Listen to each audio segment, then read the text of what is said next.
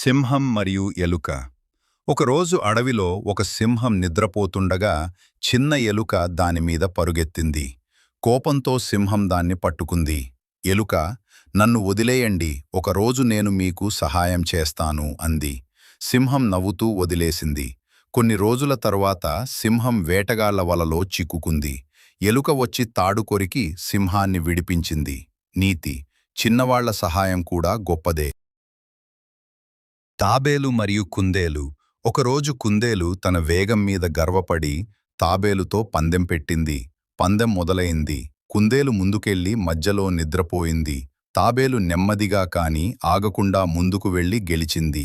నీతి: నెమ్మదిగా అయినా నిరంతర కృషి విజయాన్నిస్తుంది. నక్క మరియు ద్రాక్ష. ఒక నక్క ద్రాక్ష తినాలని ప్రయత్నించింది.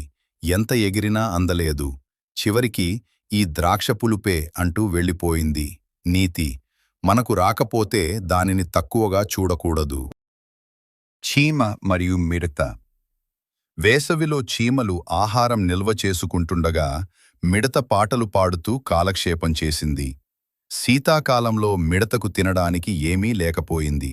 చీమ మాత్రం సంతోషంగా ఉంది. నీతి: ముందస్తు జాగ్రత్తలు చాలా ముఖ్యం.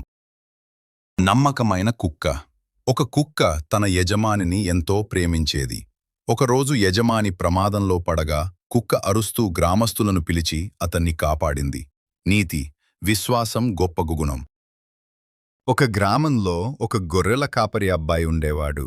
అతనికి సరదాగా ఉండాలని తోడేలు వచ్చింది, తోడేలు వచ్చింది అని అబద్ధంగా అరుస్తుండేవాడు. గ్రామస్తులు పరుగెత్తుకుంటూ వచ్చేవాడు. కాని అక్కడ తోడేలు ఉండేది కాదు. ఒకరోజు నిజంగా తోడేలు వచ్చింది. అబ్బాయి ఎంత అరిచినా ఎవరూ నమ్మలేదు. చివరికి అతని గొర్రెలను తోడేలు తీసుకుపోయింది. నీతి: అబద్ధం చెప్పేవాళ్లను ఎవరూ నమ్మరు. బంగారు గుడ్లు పెట్టే కోడి. ఒక రైతుకు ప్రతిరోజు బంగారు గుడ్డు పెట్టే కోడి ఉండేది. అతను లాభంతో ఒక్కసారిగా అన్ని బంగారు గుడ్లు తీసుకుందాం అనుకున్నాడు. కోడిని చంపాడు.